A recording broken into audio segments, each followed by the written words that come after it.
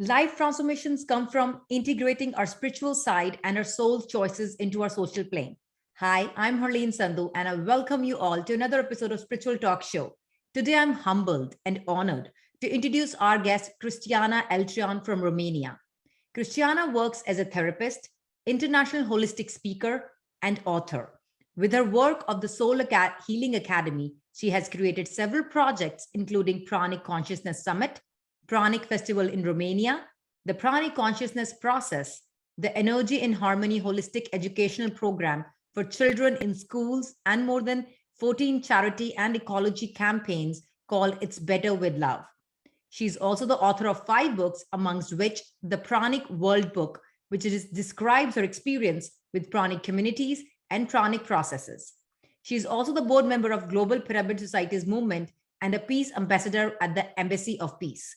So let's invite her. Hello, Cristiana. A very warm welcome to you. Very, very kind greetings to everyone. I'm really honored to be here with all of you and grateful for the Pyramid Society for this invitation. I'm grateful to be here. Thank you for having me. Today is going to be a power-packed interview because we are interviewing a breatharian here. So we're going to have a lot of questions. So my first question to you, Cristiana, is tell us about something about your childhood. That's great. The first thing I want to mention is that I personally don't call myself a breatharian. I don't call my friends breatharians, the ones that are on prana, the ones that are not utilizing physical food or that are having very little physical food. I just call them people that are nourished by light, chi, or prana, because breatharian means someone who's nourished exclusively by breath. And that's not the case, you know. It's much more than breath that is nourishing us. It's the life force, chi, energy, prana, basically, that's nourishing these people and myself. So it's that way that I'm using a term that is broader. When I say nourished by prana, I encompass all forms of energy, basically. So I just wanted to clarify that, because I see that as the first time that you're having someone here that is nourished in this way. So I want people to understand that it's not the breath or the air that is nourishing us. As for my childhood, you know, I just had a quick visit to my family recently, and I got a chance to remember my childhood, most of it. And I must say that I've been a troubled child. I haven't been all sunny and happy, you know. It hasn't been easy. I was a weird person most of the time. I was very much into authenticity and truth. I was sensitive. I was an empath as a child. So I was able to sense when people weren't authentic. I was able to sense, like I am now, to sense when people weren't true, when they weren't fully what they were showing themselves to be. And sometimes that has made my childhood really difficult, because there has been cases where my relatives and my siblings weren't very comfortable around me, especially if they were trying to pretend or not tell the truth, you know. I was sensitive. I was meditating in a crystal every time I went to bed. I had a meditation teacher that was teaching me English, and she was also teaching me how to meditate. And so I was increasing somehow my sensitivity, my empath capacities by meditating, by doing art. I was painting. I was passionate of learning music. I wanted to learn piano and violin because music would calm me down. I was listening to a lot of music in my spare time, or painting. You know, art was something that was calming my spirit. I was agitated as a spirit. I would have been labeled probably as an ADHD child or something, because I was always running around, always talking, you know, and super active. I wasn't sleeping much. As a toddler, most of my nights I was awake, to the despair of my grandparents who were raising me. I wasn't eating much. I didn't like to eat meat. I didn't like most of the food when I was little. So that was also somewhat difficult for the ones who were raising me. However, I was compensating by being smart and telling a lot of poems and songs. So I guess overall that would do it for the ones around me. And that was my main features. I'm coming from a family that was really united. 10 siblings, we were joining together every holiday and every time we got the chance. However, my parents got divorced when I was 14, so I got through the bumps and the ups and downs of a troubled family as well. That taught me a lot about relationships and how to navigate conflicts and how to help others in my therapy, children and adults, to go through difficult situations. And actually my first pranic experience, where I haven't eaten for quite a while, was in my childhood when my parents divorced. That was for quite a few, I don't remember now, but for quite a while I was eating very little, half an apple or something very light during the day, some biscuit or something. That was a way of to transmute the energy in the house, to transmute the conflictual situation that we were going through, and to keep my energy high. I was doing sports, I was doing very good results in study. I was always one of the first in my class. But at that time, my body knew that food isn't necessary for me and that I had to do something else to navigate that situation, which is not something that we're advising children or adults to do. You have to have a spiritual practice or some sort of initiation to be able to survive that. As I was saying, I was meditating when I was a child, so probably that helped me. But remember that sometimes your body can get into the state of not needing so much physical food, and sometimes you have to listen to it because it's doing something maybe for yourself, that to upgrade your energy. So that was how I was in my childhood. So we can say that your spiritual journey started right from the childhood, because you were meditating with crystals and you already started a little bit of the you said you were without food for whatever reasons were, but you were nourishing your body with meditation and everything. Then how did you decided, because you do a lot of different courses about pranic nourishment and other nourishment, so how your life turned, when and how decided that you want to go to this path and you want to follow this path? I had no choice, that was not my decision. That was a path that was already set up for me. Yeah, exactly. So now my life is totally guided, totally in the flow of the divine or the universal flow. I don't make decisions of my own. Like really, none of my decisions is created or supported by me. Actually, whenever I'm trying to make decisions, and this will sound really weird because most of the people are having their lives, they're thinking that they're deciding all of their lives. Most of my decisions to this day are completely divinely guided, so intuitive, 100% intuitive. And that has been also through my adolescence and until I was 19. Then I've chosen a career in sales and management and events organizing. So for 10 years, I've forgotten all about spirituality. I've pursued my career and had different positions in, jobs in management and then top management, and then founded my own company. And that has helped me understand what success is and what isn't, because people are following success that is very much related to career and to achievement and to being praised by others. And sometimes that's not fulfilling at all. At least to me, it hasn't been. I've reached the top of it. I've reached, being my CEO of my own company, making all the money that I wanted. and not being happy about it, or fulfilled about it. And that has taught me a lot. I'm very grateful for that time of forgetfulness, I call it, where I was a mere human, not meditating, eating chaotic, doing all that stuff, doing the marriage, doing the social games, whatever they were. So eventually, when I was 28, after 10 years of completely forgetting my true nature, I had no choice, and I'm repeating, I had no choice but to go back to my path.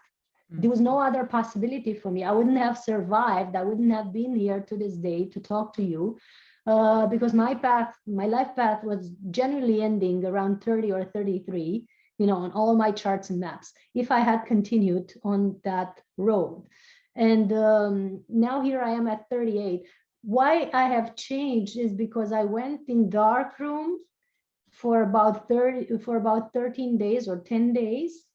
I meditated a lot there with no light and no food. Wow. Dark room is a room that is completely dark.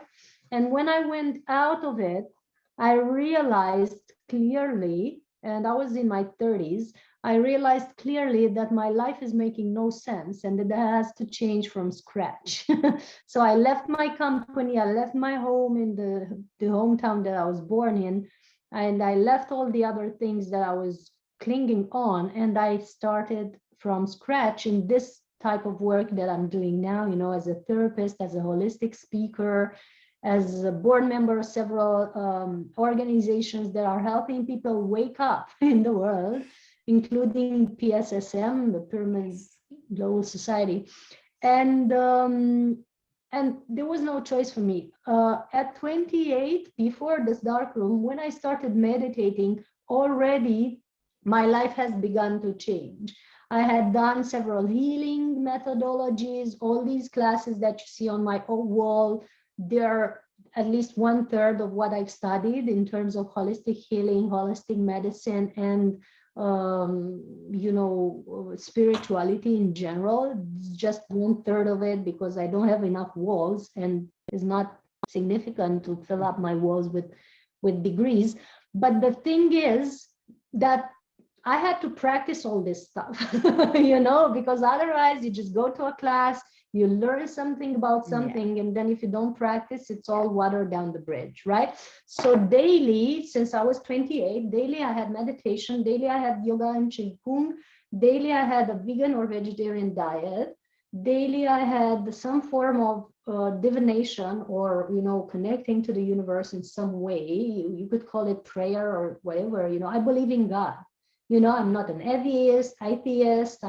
For me, everything is God, and without God, I'm nothing. That's my thing. But if you want to call it universal force, or whatever you want to call it, it's the same thing. It's the energy that breathes you and keeps you alive. For me, that has been my daily practice since I was 28 until that dark room that I was 30. And it has upgraded my energy field to the level where I could get into a higher way of functioning, and eventually I could be changing my life completely. I had the courage to jump, basically. And I started writing my books and doing my workshops and webinars and classes and doing my retreats and doing one-on-one therapy and whatever it is that I'm doing now, the art that I'm painting and all that stuff. Nothing else makes sense for me. That's why I'm saying that I had no choice, because literally nothing else makes sense for me. Nothing else motivates me or moves me or keeps me alive, if you will, other than being completely connected to the divine and doing the path that I am guided to do. That's the only thing I'm alive for. The human things, that people are doing, the recognition, the praising, people are telling me that I'm a celebrity or that I'm big in some country or whatever, or the family games or the relationship games or whatever it is, people are doing and feeling motivated by all that stuff. To me, it means it's just a temporary situation that we're having here as humans, but it doesn't move me to the core. It's being fully connected and being fully in the universal intuitive flow that keeps me going. Yeah. Amazing story. You know, I have goosebumps all over me after listening to this beautiful journey. And I mean, I'm still, it's like, I'm not saying I'm in a shock, but I'm still in awe that 13 days in a dark room without food. That's amazing. So when did you No, decide that you want to be on just on liquids? Like you don't, your body doesn't need any well, food anymore. very good question. And again, I want to say that it was not my decision. I, to this day, take, I take some solid food is necessary. I'm not determined to be a breatharian, a pranic person, to be on liquids. That's not something I cling on.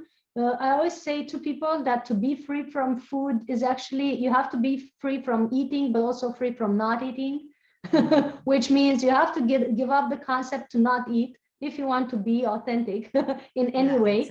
So for me, it's not a decision. But what I did over the years is I've upgraded the frequency of my body. You know, all the stuff that we are doing with the meditation, with the pranic practices, with the qigong and yoga and synchronizing our energy fields, all that is upgrading our physical body. This cells and atoms and what you see as solid, you know, the face. I would love to shapeshift now in front of you to just show you how immaterial it all is, you know, and how actually every molecule and atom in your physical system is energy. If you think about it, you're made of the molecules and atoms, and you're made of energy. You're genuinely made of that. You know, sometimes you can become invisible. Sometimes your body can shapeshift. Sometimes you turn off as something else. You are actually disappearing and reappearing in every second, because that's what your body does. But that's too complicated for now. I will just say that the frequency of your body can upgrade. The frequency of my body has upgraded, and as it has upgraded over the years, my nourishment, my requirement for nourishment has been lighter and lighter. So I've moved from omnivorous to vegetarian, from vegetarian to vegan, from vegan to mostly raw food, because it's easier to extract energy from raw food, which is not processed, which is not killed by fire, you know.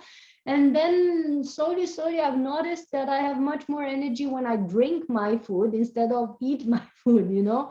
So I've started to blend most of my stuff because my food was really nutrition, you know, really organic and fresh. I could just put it in a blender. So most of the fruits and vegetables that I was using could go in a blender. So can nuts, so can pistachios and all the seeds or germs, whatever. You know, if you use raw organic food, you could as well drink it instead of eating it. And there's not so much of the digestive process that's making you tired or sleepy after lunch. So just because I've noticed having much more energy with the liquid food, you know, not having to digest, not having to have that sensation after a meal that all my energy goes into my bowels and my head is fuzzy, you know how you feel after a meal. Just because of that, I've just decided to have a much better energy management with my food intake. So over the years, I've started doing more liquids than solid food, and sometimes not needing any liquid or solid food, just having water or tea. There are days where I feel very, very elated. My energy is really high, where I work with large groups of people, or if someone is in a difficult situation and it needs help, it needs the energy to be really, really easily transformed, then I go solely on water and my energy goes much higher, and then situation gets resolved much quicker, especially in my therapy. So I was not a decision, it was just energy management and what I've noticed to work better for my body. When I'm with friends and having dinner with them, I might take some solid food. I prefer it though in the mashed, whatever is mashed, like mashed potatoes, mashed spinach, whatever is so light that I don't have to chew it and digest it. That's my perfect food if necessary to have dinner with siblings and other people. Yeah. So in your session, you talk a lot about prana, chi, ki. Can you explain all these terms to all of us? Because a lot of beginners who, for them, it's like alien words. Yeah, well, that's awesome because you have to know what you're made of. When you say prana, you say the same thing as mana, chi, life force, universal force, quantum field, Planck field, as it's named in quantum physics. So it's all that. Therefore, you talk about the universal force that is lighting up the light bulb in your house, but it's also waking you up in the morning, or keeping you something. If you think about it, something is keeping you alive while you sleep.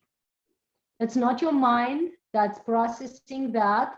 It's not your you're not conscious about it, so you're not regulating your organs in body functions when you're asleep. Yet something, while you are deeply asleep, like completely gone, is keeping all the body functions in order, and it's keeping every organ functioning harmoniously most of the times.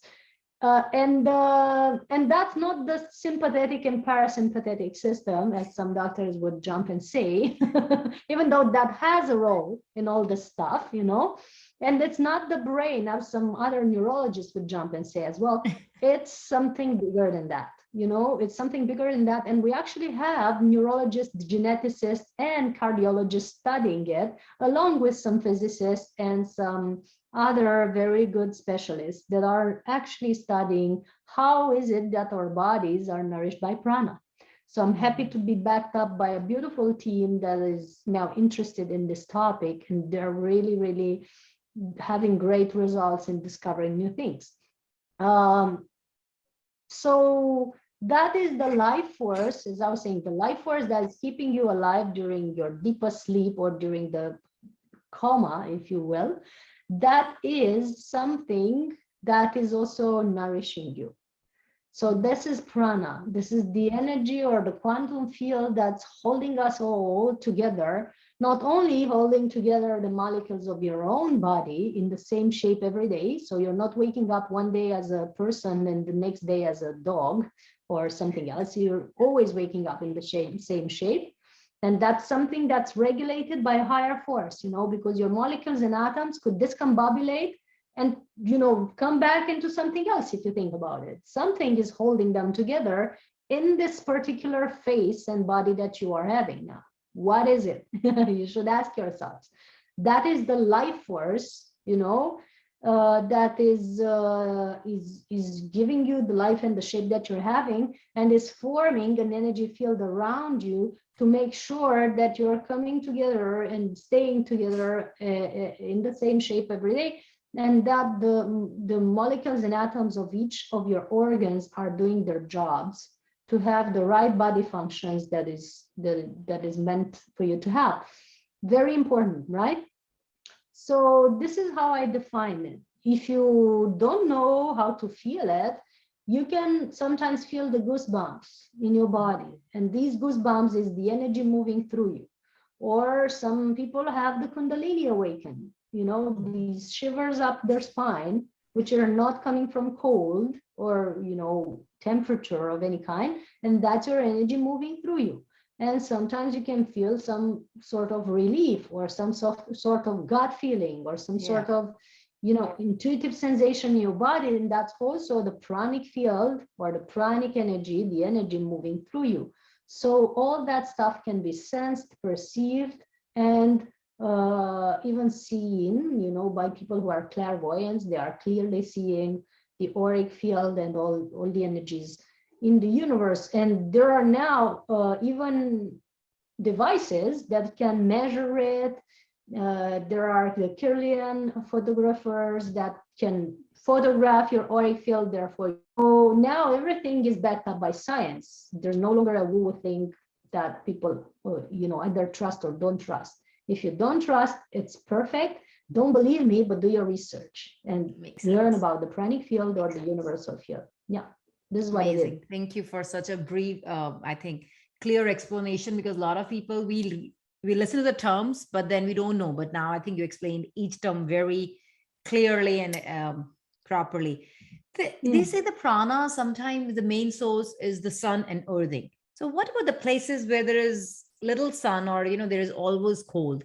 So what about the people there? They don't get enough prana because there is no sun, or how does it work? Well, as we said just now, the prana is the quantum field, the energy field, the universal field. Being universal basically means it's everywhere. So everywhere, regardless of the climate and all conditions, you still have prana, you still have this energy, you still have this light force. If you don't have the sun shining upon you, you can imagine the sun, meditate with the energy of the sun, and there you have it. It's there, because everything you focus on will grow, and where your mind goes, chi will follow. This is a Chinese proverb. Where your mind goes, chi will follow means if you think of the sun and your mind thinks of the sun and you are concentrating on the energy of the sun, your chi will connect with the energy of the sun and will get imbued by the energy of the sun, even if you're in the cloudiest country or day. And there's been times where we've meditated with a group in a very rainy day and the sun came out immediately, just because that is possible. Wow. Yeah. You can call the energy of anything and change the weather if you focus on and if you are allowed to, because it's all divine will. But yes, energy is everywhere and people can get it everywhere. And even when I was in dark room, as I was preparing to get out of it, I was noticing that I will go out, and since my eyes haven't been in the sun for more than 10 days, I will have a shock probably if I look directly in the light. So I've started to meditate with the energy of the sun for about 2 days before going out. So when I went out, I took out my glasses immediately and there was no shock for my eyes, while my colleagues had to stay for almost 1 or 2 days with the sunglasses on to not hurt their eyes. Why? Because I was in the sun as I was meditating on it. So the sun is everywhere, even in the darkest room. That's why they say where your attention goes, the energy flows. So it's all about your intention. True. So, yes.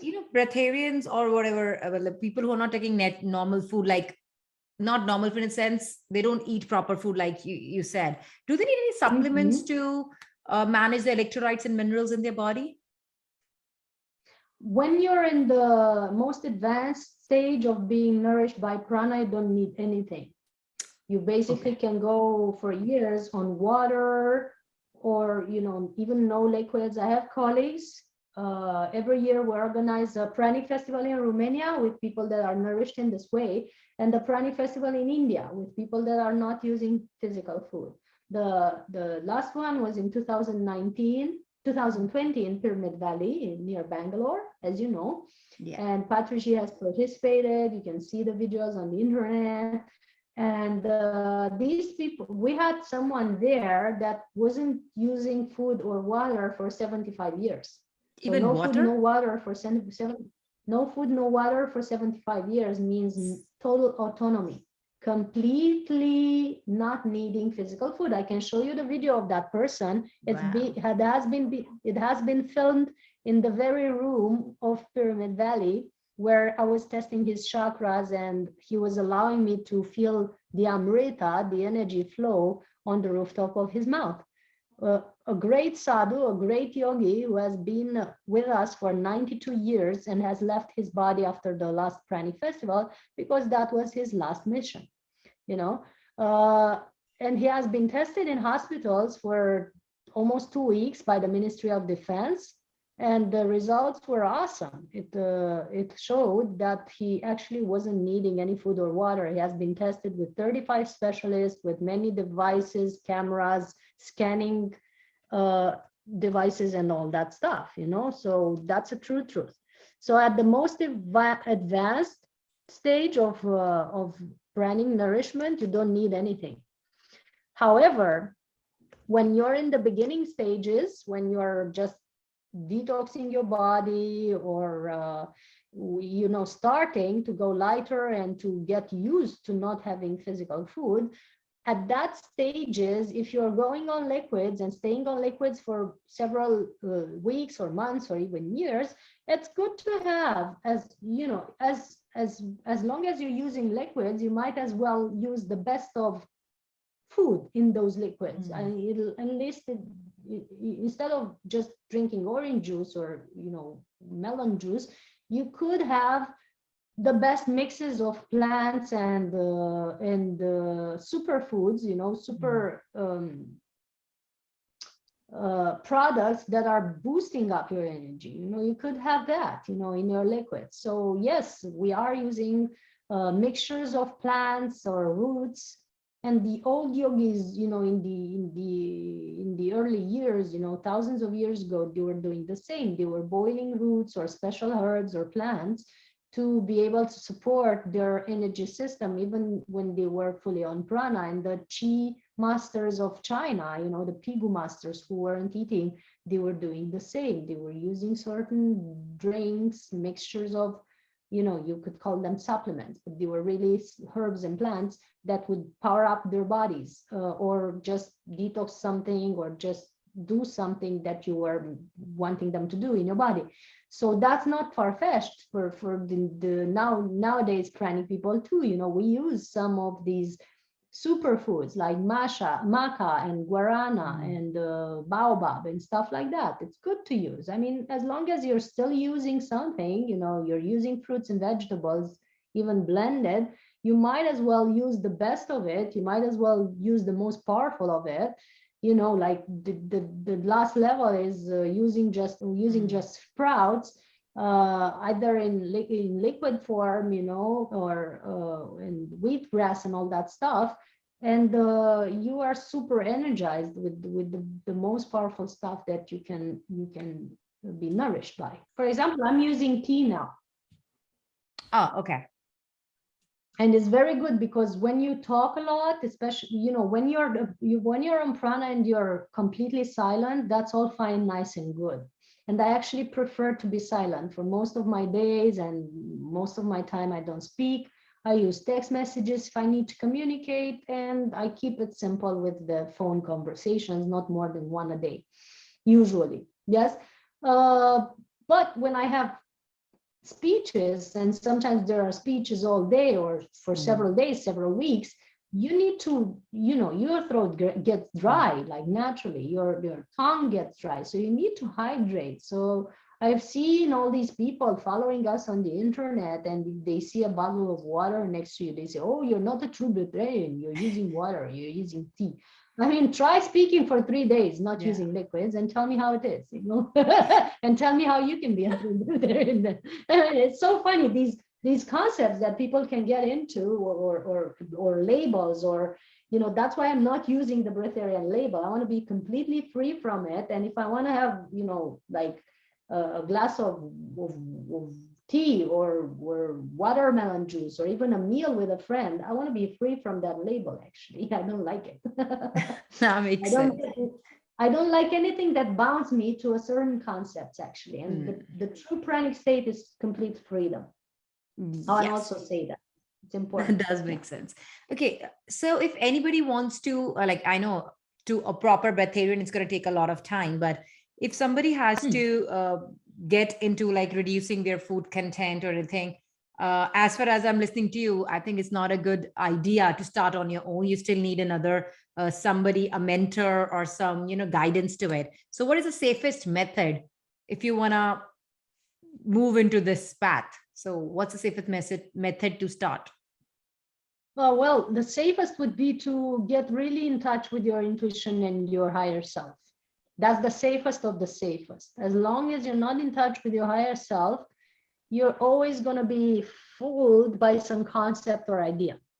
And I've seen many people pushing their bodies, forcing it, damaging their bodies, being distracted on their spiritual path just because they were nourished correctly, trying to be breatharians, trying to be something. You don't try to be something. You just connect to your higher self, stay in tune completely with your spirit, and from there you get guidance. Maybe you don't even need to be a breatharian. Maybe you need to be a housewife or you know, a social worker of some kind. I mean, that's all labels that people who get in the achievement mode are striving for. I don't necessarily recommend that, but if what I do recommend and what I do try to help people attain is a full connection with their spirit, with their divine self. That's what we're actually transmissioning or teaching. You know, we're not teaching people how to give up food. We're teaching people how to give up their mind, which is far more important. That is true. To be completely connected with spirit, right? And when you're completely connected with spirit, then you go lighter in your diet. You naturally follow a path that is more beneficial for you because you love yourself as God loves you. You know, the universe loves you and you're connected with the universe. Then you naturally do the things that are right for you. And over the time, if necessary, if your body purifies enough, because the first stage would be to detox at the emotional level, at the physical level, and at the mental level, to upgrade the quality of your nourishment, whatever nourishes you, you know, emotionally, physically, and mentally, all kinds of nourishment, to treat your body like a temple. So there's several steps that are raising your frequency. And once you raise your frequency, you naturally drop your food. It's just a natural organic process. And you know, if your throat is not feeling okay, you can have some liquid and that will solve the problem. But in general, you can always have your own guidance, but it's good to also have a mentor to just tell you the do's and don'ts when you are training to get in touch with source, when you are still on the path of doing that. So a mentor, someone who has been there, someone who has done this path, not necessarily will impose his way, but will just clear the obstacles from your way, whatever your way is, right? That's what I'm aiming with the people I am guiding or helping, you know, not to impose my path because it might not be good for another person, but to clear out the blockages on their path, whatever that is, and to help them find their path and their way of being and their way of doing this, whether it's light, nourishment, or full connection to source. That's what I'm interested in. So we have this 8-day program that is now in video, and we also do it online, that is helping people, you know, with clear guidance, clear methods, and daily meditation to upgrade their frequency and get in touch with their divine self, their higher self, and stay connected. And from there, they can choose what they want to do with their bodies and with their food intake and all that stuff, you know, because their path is becoming fully intuitive, like mine is, and then they can know exactly what to do. You know, you said it's so true that, you know, connect to your inner self for guidance, because sometimes we just start following because he's doing, or, you know, sometimes when you fast because, you know, she's fasting, I'm going to fast, but then you, after a day or two, you don't even complete because you're not ready from inside. So rather than just, you're right, looking for labels, or you want to do this, it's better to connect with yourself, connect to your intuition, and then go about it. Can sports person be a breatharian? Spokesperson? Yes. Can you explain better what you like mean in the sense, you know, that? all these sports person who do all these sports and everything, so they, for them, if you see, they eat Sport like person. Sport person. Oh, yes. That's a great question. Yes, I didn't understand the word. Well, a sport person is more prone to be a breatharian, actually. You know, a person who is doing sports, because they're having, they're moving their bodies, they're moving their energy, and there has been proven, and in my book, the Pranic World book, it has been proven scientifically. You have this information that it has been proven scientifically that when you move your body, you are actually producing ATP. So when you're sitting on the couch, you're already producing a lot of ATP just by sitting there. But when you're moving your body, doing some sports, running or, whatever, you're producing more energy, actually. You're a carnal engine. So my friends who are physicists and geneticists were just studying that, and there's like 60,000 RPM being produced when you're moving your body and running a marathon or something. So when you're doing sports, you're having a lot of adrenaline, you're having a lot of hormones, a lot of things are balanced in your body, and you're actually producing more energy. And I have people, I have a friend who is on prana for many years. She's been on liquids for more than 6 years now. And he has ran marathons and won triathlons with just orange juice. Yes, running and other things that are forcing your body to be resilient, right? And he's just going on liquids. And I have another very, very dear friend who has been into sports for many years. He has been 8-time champion in football, and he has never known about breatharianism or prana or anything like this. Yet when he's doing sports, he's telling me that he can't sleep and he's not hungry after that. So he's naturally going into the pranic state without even knowing what it is, without even aiming for it, without even thinking of it. His body is completely nourished by the energy that he's producing while moving. So very important to know that it's actually, eating less is not preventing you from doing sports. It's actually helping you. As long as you're using something that's really nutritious, like the supplements the combinations of plants or fruits that we were talking about, and you're not soliciting your digestive system, you can actually produce energy while doing sports. And there was several studies of people who during sports, there were two groups of people. One of them were nourished normally or even on excessive protein and whatever they think they need in sports. And the other ones were on a very light diet. And the groups were compared in terms of sports performance, right? And it was discovered that the ones who were in a very light diet, they were really, really doing better. There's a priest in Sri Lanka who's having 800 churches in his diocese. So thousands of people are, in his guidance. And every year he's putting, helping at least 600 to 800 people to fast. And while they're fasting, they're running marathons and they're having great results. So having to eat a lot when doing sports is actually a myth and is not helping your body. It's actually forcing your body, and it's becoming over acidic. So lots of acidity is being created by your liver and other organs, and it's forcing your adrenals. And many sports people who are doing sports, they're really having problems in their later years because of having forced their bodies in that way. And if you want some good studies on this, just watch the movie of Arnold Schwarzenegger. It's called Powered by Truth, where he's presenting multiple champions of bodybuilding and other sports who have gone vegan or have gone on liquids and have won competition just without not much food. Yeah.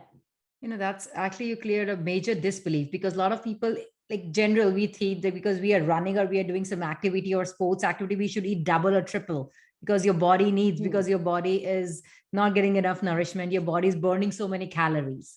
So today actually you cleared a myth. The whole human body has to be re-studied and re-researched, and we have to really change the ways that we understand the human body in order to be able to use it properly. We don't, even in the highest ranks of medicine of today, we don't really know the human body, and the global situation that we're having for 2 years now is proving it. Because if you had known the human body and the way it functions, we wouldn't have a 2 years pandemic. We would have like a month pandemic, and it would be over by now. But the global situation of today is showing us clearly that even the highest specialists in the medical industry don't know a thing about human body. And that's not to blame or shame anyone. It's just to raise a wake-up call that we should know our devices better, because this is a device that's moving you through the world. And the way you know your car or your computer, you should learn everything about your bodies to be able to literally use it properly.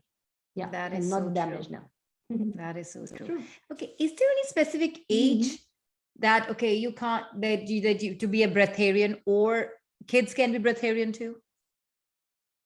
There are kids who are actually, I think most kids are born that way. I mean, how many of your kids, the people in your audience, how many of your kids, if you think about it, are really not wanting to eat much? Yeah. And you are Mine is one forcing of them it. to eat the things. Yeah, well, that's why I'm speaking. We force them to eat. We force them, you should eat, you Yes. should eat. And I always ask them, you don't even eat. Where do you get all the energy from? Yes, exactly that. Like if you look at a kid the way he's running around all the time, you should literally notice that they're nourished by something else than food. Yes. You should literally notice that it's not the food that is helping them run around the house and even tear down the house in the whole day like that, because they're not eating as much as they would they would need, in terms of physical food to run around like that. So naturally kids are nourished by prana. Think about a kid between 0 and 7 years old. He's completely divinely connected. That's why, his brain, when you study his brain, is mostly in the alpha theta state, the brain waves that are really peaceful and connected. And that's when he's learning reality, because his mind is not programmed. So he's not having much thoughts. They're completely in the moment, completely present when they're playing or when they're doing something.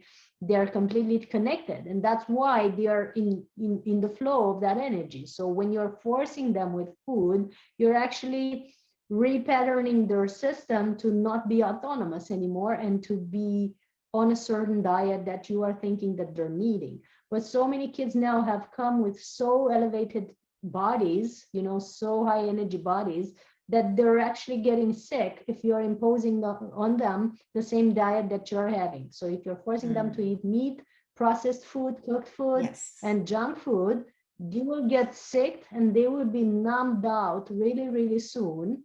And they will just become like your generation. Like, no offense, but people are not really connected now and they're not really healthy. And we don't want the children to become the same way. So let's not impose the same diet to kids and the same habits. Let's not give them tablets and computers at a very young age so that they're numbed out like we are. And let's start to help them to stay connected the way they are born. And yes, they are naturally breatharians. I'm not saying that you shouldn't feed your kid though. So pay attention to that. I'm not saying that you shouldn't feed your kid. I'm not saying that you should starve them just because you might, think that they're on prana. Just give them what they ask. And try to, if they ask for junk food, try to like regulate their diet to more organic foods, but don't force them. If they say clearly that they don't need meat or certain products, don't force them. I remember my relatives were forcing me to eat something. I remember at a table they were forcing me to eat eggs or meat and some other things, and I would literally get sick in the middle of the family gathering. Like, there you have it. That's my refuse to. So it's not comfortable for a kid to be forced in that way. That's all I can say. And these days, I think all the parents, we just force them to eat. Like, I'm one of that parent. And I think you gave the perfect answer, because I've always think she doesn't eat that much, where that energy comes from. But I think today I got the answer. So I'm going to stop forcing my daughter. I'm so happy we had this conversation.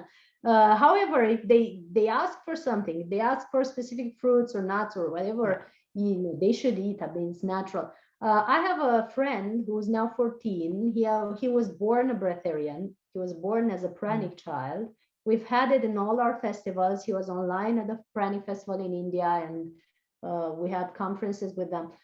He was born that way. His parents were going crazy about his kid not eating at all. He wasn't eating. After he took breast milk for about 2 years, he tried some baby food, and then he told his parents, "Mom and Dad, please understand that I don't need physical food." Oh, wow. So, and he was insisting on that, and he kept telling us that, and to the parents. And the parents were desperate. They took him to the doctor. They took him to the, wherever they could test them, and eventually the kid was perfectly healthy, perfectly intelligent, even more brilliant than the other kids. He was doing sports. He was having great results, good health. But all he was eating from time to time was M&Ms or chips to share with kids. He wasn't eating any of other food. He was sometimes drinking some protein shake or, drinking stuff like that, nutritious drinks, but not at all liking to eat physical food. And he completely refused. So some kids are born that way. And it was only when he was 9 that the parents discovered that we were with the Embassy of Peace. We were in Mexico at that time and having a pranic training there. And they came to visit us in the training and meet other people who are nourished in this way. And eventually they figured out that, their desperation has ceased when they understood that their kid was actually nourished in a different way. They have met 50 other people who are nourished in that way. There was a life-changing thing for them. So if you had kids that are in that stage, maybe test them as much as you like, maybe, try to monitor their health and all that stuff to make sure that they're not getting ill, but don't force them with food. Yeah. So what is the role of meditation? Okay. So what is the role of meditation in a breatharian life? The role of meditation is basically the role that it is in any person's life. We say that when you pray, to the universe or to God, you're talking and saying what you want, right? But when you meditate, you're finally listening yes, to get some feedback. You're getting the feedback. Yes. That's the first role, to get feedback and guidance and to reconnect with yourself and to the universal force. That would be the first role. The other role is that it stills up your mind. So your brain waves, your brain capacity is going from very busy to less agitated. So from beta brain waves to alpha, and then to very calm mind, which is the theta state. And when you're in the theta state, you can have connection, telepathy, instant healing, remote healing. You can do remote healing to other people. You can transmission energy at a distance to the people who need it. You can influence a large group of thousands of people when your mind is still and your energy is shining. So that would be the role of meditation. When the more you still your mind, the more you can help yourself and others, and then the body functions are regulated, the hormonal and endocrine system are balanced, and the health can be back in balance, and everything is restored back to health. And you can actually regenerate your whole tissues and get back to youth even. And you can looking younger than 10 years ago, just because 10 years ago I was sicker and less connected. Yes. That's also one result. Can you talk about parallel universe? You talk a lot about that. So can you tell a little bit to us about parallel universe? Yeah, well, that's a very controversial subject. Parallel universes, what people call other dimensions or other planes of existence. We can now reimagine or realize that we are in a somewhat simulated reality.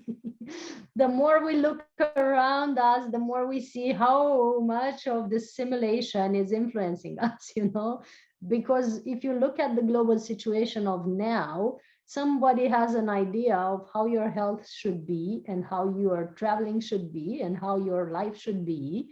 And most people are abiding to that, and they're living in a universe created by a few people. And I'm not talking about the conspiracies that are theory now. I'm talking about the ones who are having the most powerful thought force, those are the ones who are creating your universe. Yes. So that would be the first thing that I would say. And the next thing I would say is that we have to learn to still our minds and take back our power, so that our universe is actually created by us.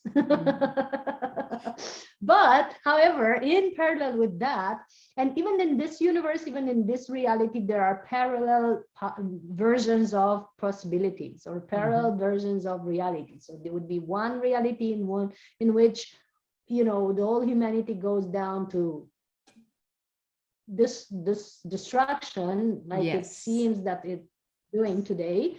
And there's another higher reality actually that's also available, and it's playing out, and it's waiting for manifestation, where the humanity is thriving, and we're having more health, more consciousness, more connected people, more people that are meditating and having a lighter diet, more of the good stuff. And it's actually happening. If you look at the percentage of people that have started meditating or doing health stuff during the pandemic, that's a reality that's playing out. People have oriented themselves back to health and back to connection. So if you look at that other parallel reality, and if you reinforce it with your thought and your belief and your action, it becomes the global reality in this universe here now, right? And it's not far-fetched to say that it's still on the verge of being created, and it's our responsibility to keep our focus on that reality, because where the mind goes, chi will follow. So chi will nourish that reality, right? So in this universe, there's already parallel possibilities. And in parallel with this, there are other worlds, other civilizations, other ways of functioning, right? That we could call other universes, right? So people that are meditating, people that are doing astral traveling, people that are, having out-of-body experiences or in-body expanded connection experiences, they are in touch with various other worlds that are also available. And you, as you sit and look at me, you are now in your consciousness, in your human body, playing as a human, either woman or man, having a family or whatnot. But on the other hand, you could be an ascended master in a higher dimension, and you could be an angel in a higher dimension, and you could be a light being on another planet and several other planets. As we speak, I'm here now, and I'm also in Orion and Sirius and many other places. And you're also a non-denominational being, completely connected, immersed into source, and that's still you. So you, as yourself, you are living in parallel worlds, in parallel realities, in parallel ways of being and shapes and forms as we speak. And that's your multidimensional nature. So don't trust everything. Yes. So we all are multidimensional beings. Everyone, yeah. Even the dog or the cat. Can you tell us more about your Soul Healing Academy and what courses you offer? Yes, thank you for asking. The Soul Healing Academy is a project that I've been holding for several years. I've been 13 years working on the holistic realm, apart from the unofficial work that I was doing before. But now, that we founded this academy, we are joining several classes and courses and retreats that are helping people have a broader version, a broader vision on how life can be, and reconnect to themselves and have a better life, and learn the steps of a sustainable lifestyle that will lead them back to health, wealth, and autonomy. That's what we're doing. And we're teaching people, of course, how to have a better diet, how to have better relationships, how to have more wealth, because that comes from frequency. The more you raise your frequency, the more you get in touch with universal source. And universal source is, guess what? Multiple abundant. Yes. Ever abundant. There's no scarcity in divinity. When you're into scarcity, you're not connected. You have to get back to being connected. So we teach people how to get back to health, how to get back to better relationships, better sexuality, better ways of functioning and the higher vibration that eventually might result in not needing physical food or needing much less of it. They are on our page, soulhealingacademy.com/events. soulhealingacademy.com/events is where you find most of our classes and seminars and online events and live retreats. We're actually having a live retreat tomorrow. It's the Sphinx Activation Retreat. One of my jobs is to work with energy vortexes and sacred sites. So I take people to these sacred sites, these temples, these amazing places that are highly energizing. And we learn how to connect with them. We learn how to be enhanced by them. We learn how to clear them if necessary. And we learn how to work with the light beings that are the gatekeepers of those places and how to connect with other light beings with higher dimensional vibration. And we go on a lighter diet and we meditate and play and sing at ceremony. So that's what we mostly do in our retreats. And one is starting from tomorrow till Sunday, we are doing that. Amazing. So that at the soulhealingacademy.com/events. You can also have that option. So people can go in there and connect with you and whatever they want to do, any courses or whatever they'll have all the details on that page. Yes, and if you want to connect, then there's my Instagram, which is Eltrayan, like my name. There's my Facebook, which is Cristiana Eltrayan. There's hundreds of video on my YouTube, Cristiana Eltrayan, and there's the website, of course, that is soulhealingacademy.com, where you find articles and events. And there's the books. I've written 5 books. The last one is the Pranic World book that you most of you already know, where you find all the information on how to be on a pranic journey, how to do your detox, what other people have done. I've written about all my friends and collaborators. I've written about mind detox, emotional detox, physical detox, the scientific part of pranic nourishment, the hormones, the ATP production, the mind stages, the meditation, the role of the shifting of the brain waves, what the pineal gland is doing, what is doing the melatonin and the hunger hormones, how you can regulate them. All this stuff is here. So you find it on Amazon in either Kindle or on paper version. And I highly recommend, my books, not because I've written them, but because they were universally guided. So even I read them from time to time, they have good information. It's all on Amazon. If you type my name, you find them there. Yeah. So before we end this session, one key takeaway you want to give to our viewers today? Get back in touch with yourself. Don't let yourself be fooled, mesmerized, or